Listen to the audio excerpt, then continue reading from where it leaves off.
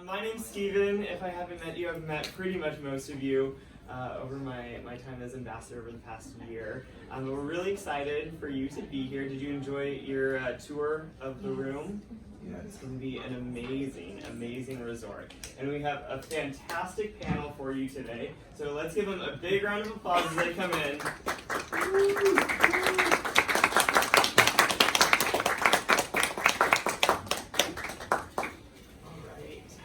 Good morning, everybody, on our panel.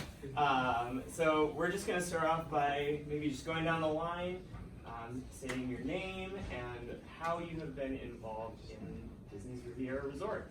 Does that sound good? Sounds good. Great. Let's start with Missy. I'm Missy Renard. I am the art director for Disney's Riviera Resort. My name is Anthony Latch. I'm actually one of the advanced sales managers here at the Saratoga Springs Preview Center. Hi, James Kleinschmidt, chef de cuisine for concept development.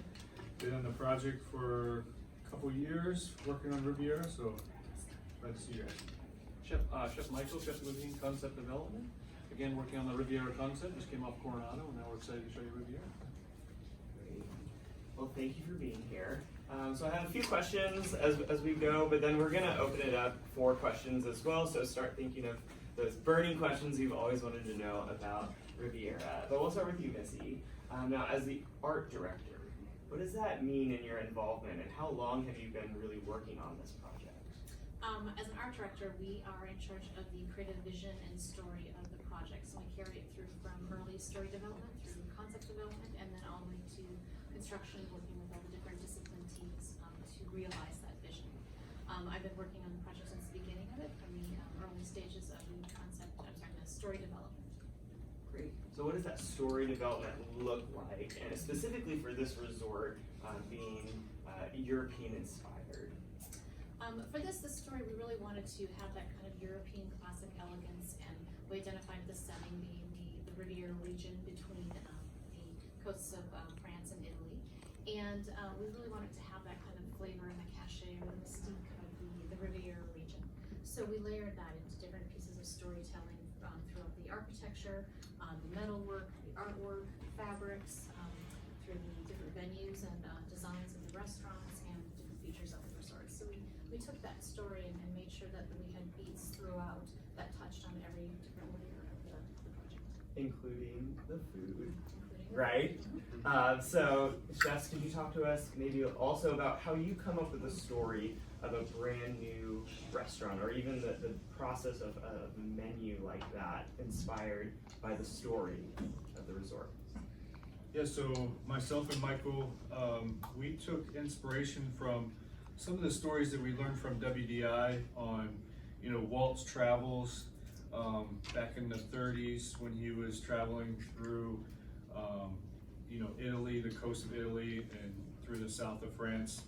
And just kind of took that inspiration that he brought back, knowing that he brought back over like 80 books with him, and those books had inspired stories that we've known for years now, and taking that and kind of just thinking about how that ties into that area and that food from that region.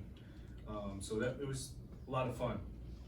I think we touched on a lot of different foods as well from the region, so right up the coast of Italy into the Côte d'Azur, the southern coast of France. So really just trying to bring different indigenous ingredients. In Liguria, we have an olive oil imported from Liguria, bucatini, our versatile pasta, linguinis, a little bit of pappardelles. Really different indigenous ingredients, different olive oils, different cheeses like our burratas and ricottas. How do we really bring that vision to the guests, right? How do we incorporate what you can experience on the coast of both Italy and southern France right here at this resort? So I think that was the most exciting part, really, is to really bring that to each and every guest here at Walt Disney World. Now, do you guys have a favorite food item or something, on opening day everybody has to try?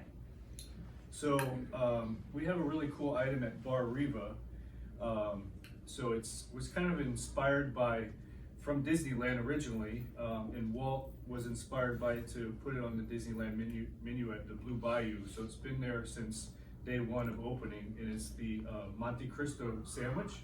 So we took that and we put it in Bar Riva. Since it is a bar atmosphere, we thought it was kind of fun to do something like that and bring that whole kind of round, full circle with bringing that item on the menu. So got to have the Monte Cristo. It's modeled after the Blue Bayou. It's almost very almost exactly the same. The batter's exactly the same.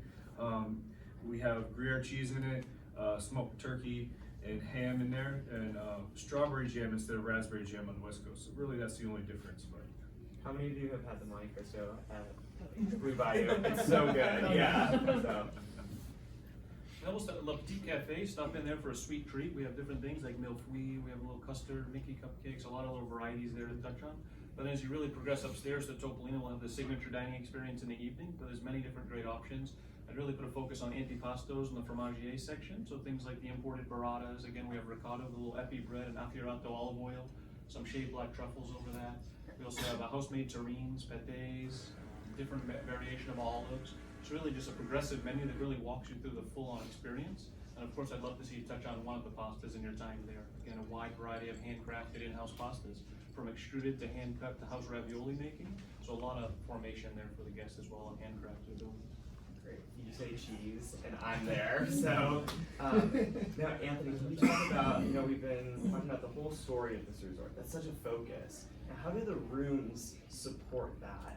Specifically, we have some new types of rooms as well at this resort. Yeah, so we're actually really excited. We've gotten a lot of really great guest feedback as well. The beauty of it is we get to see guests' eyes here at Saratoga Springs as they see the resort for the first time. And the resort is so spacious. It's so open, and there's so much room for those actual families. And we are very excited, like I told you all in the tour, to announce that we do have that tower studio coming your way. A lot of time we get feedback from guests that we're not traveling with a lot of people. We don't need a 3-bedroom grand villa for 12 people. Some people do. But then there's that unique couple that comes to Disney and they just love to be here.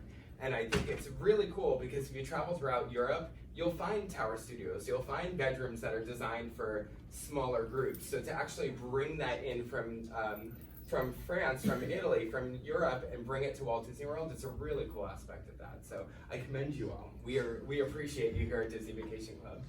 We love it as well. So, and this is the very first major resort expansion, or at least standalone resort, since Art of Animation here at the Walt Disney World Resort. Yeah. Can maybe each of you touch on how exciting is it to bring a brand new resort to life in each of your fields? Well, for me, it was a wonderful experience to kind of go through that historical kind of aspect and looking at Walt's journeys. He took over 40 different trips to Europe, including stops along the Riviera region, and kind of walking through and going back through that historical perspective, and then layering it in with all of the different influences from the Riviera region was really a lot of fun. It was very interesting, and working with our artisans and our teams to incorporate that into the design. And really bring this kind of fresh perspective from the ground up, and create a brand new story for the resort, which is different than when we're adding on it to our existing property. So it was a lot of fun to really start something fresh and to create something from scratch.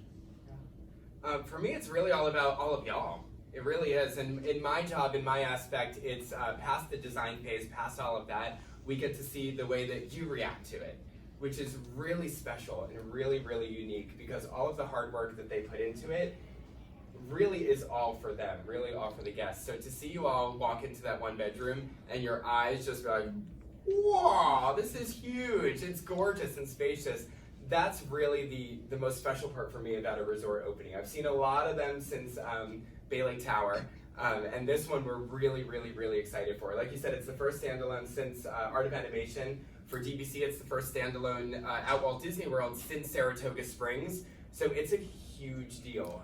And to see the reception that we're getting from our guests so far, both our members and our non-members, is really what it's all about. It's really, really cool. Yeah, so it's always exciting to open a new resort, especially when you work on it for a number of years and you see that first dish you've created.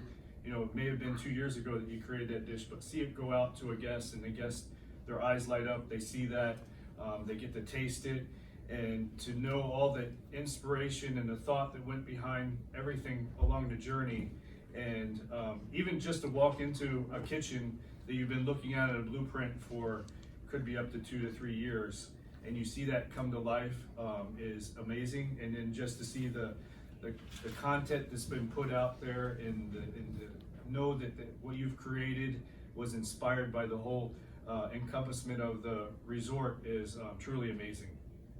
And touching on James' points and a little bit of Missy, I think really the Walt and Lillian's travels were exciting for this project. It really brought a lot of depth to the stories. It really is going to bring a lot of depth to the guest experience as well. Really coming down to each and every vessel we pick for the plates, things like that. Some are handcrafted bowls, handcrafted plates. We have plates that resemble the Côte d'Azur. We have plates that resemble the Pebble Beach look of the stones and the sand. Really just the connectivity to the whole story. I think this resort really is going to sing to really what Walt was all about. Awesome. Well, I think now I'd like to open it up to the floor if anybody has a specific question. Yeah, Tim? So, Riviera is both French and Italian. Is there a clear definition in the resort between French and Italian? And if there isn't, did you guys find yourself picking from more French or more Italian influences for like the dishes or for the art? So the inspiration is that European Mediterranean coast. So it goes from that the Côte d'Azur to the Ligurian shores. And the idea is that a lot of these places have similar architectural language. So you have that kind of classic European architecture where you have the arches, the stone bases, the smooth stucco, the balconies, the different kinds of awnings and expressions that way. So they do borrow a lot from each different country. So there's that kind of thread of continuity through it. So we don't have a distinct area or vision that this is the Italian side or this is the French side. It's all of that kind of mixing of the different kind of components that you find in both regions, but then adding a little bit of extra special things that we found along the regions that kind of were signature. So we worked those into. I think from a cuisine experience, we kind of focused on the areas as well. So the first floor being Crema Piatto is one of our fast casual outlets there. So that's a little more Italian focused. La Petite Cafe really focuses on those French pastries, that classic patissiere you would expect. And as you move upstairs, it's a little a mixed match of French and Italian, a little rivalry, if you would. But really a focus on olive oils, right? So all Italian and southern France is an olive oil-based climate, olive oil-based region. You just don't have a lot of those fats and butters and creams. It's really a much cleaner palate, much smoother product.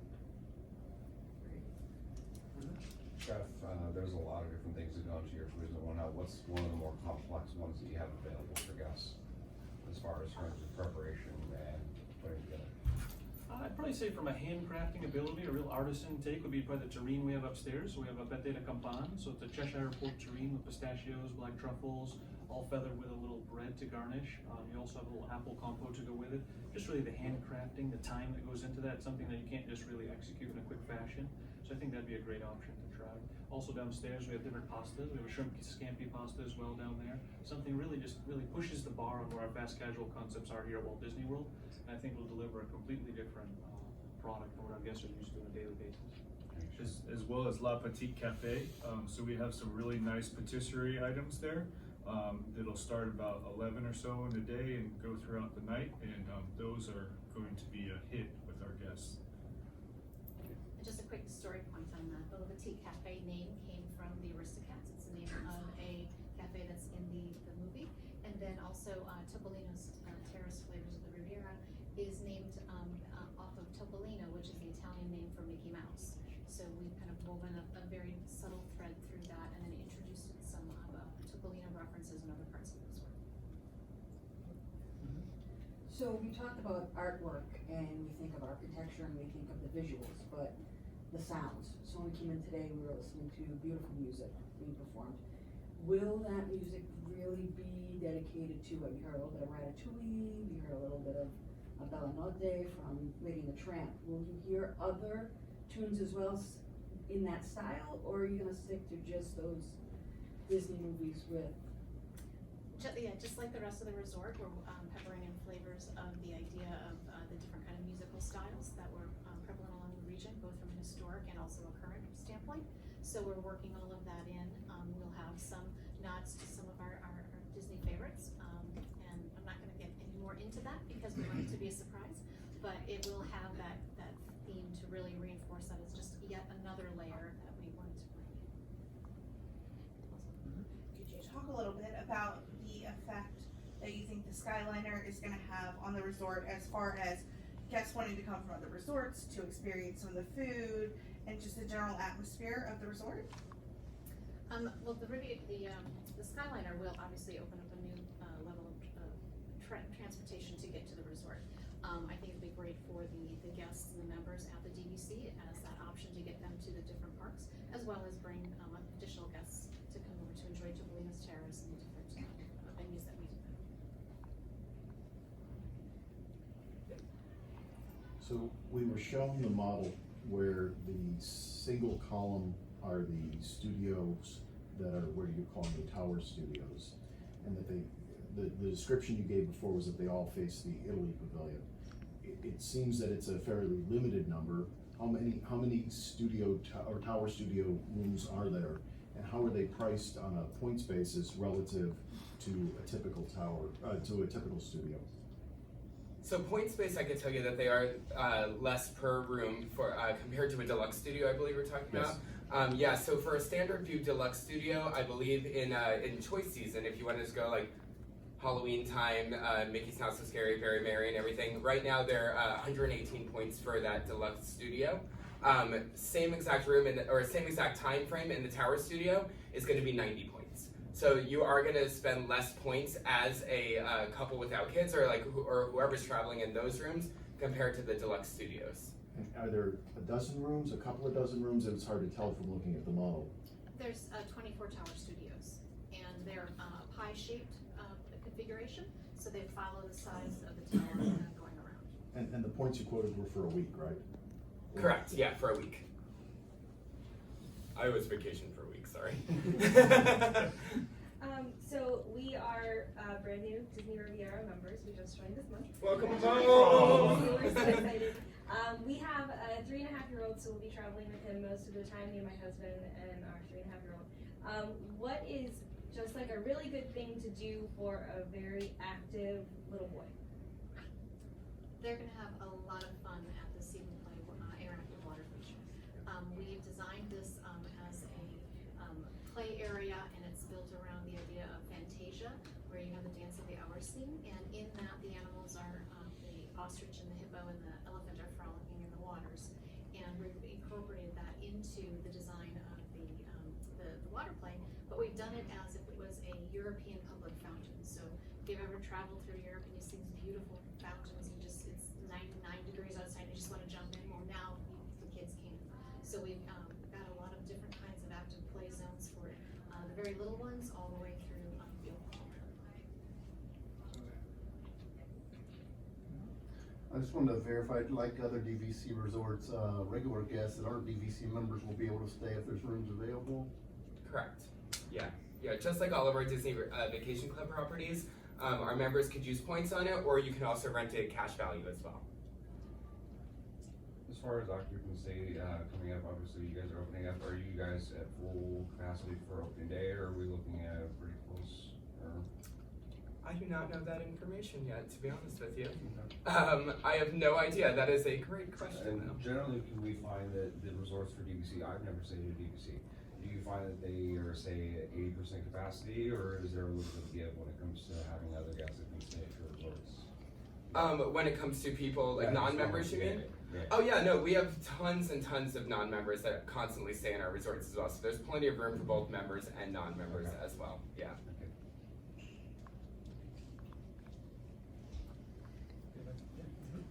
Are there going to be poolside offerings as far as like, is there a pool bar? Is there like, if I'm lounging at this lovely adults only pool playing some bocce ball, where can I get a snack when my bocce ball arm's tired? We do have Bar Riva, which is the outdoor pool bar, and then we also have the adjacent to that is Primo Piatto, which is the QSR, and then there will be service to the different pool decks from the wait staff.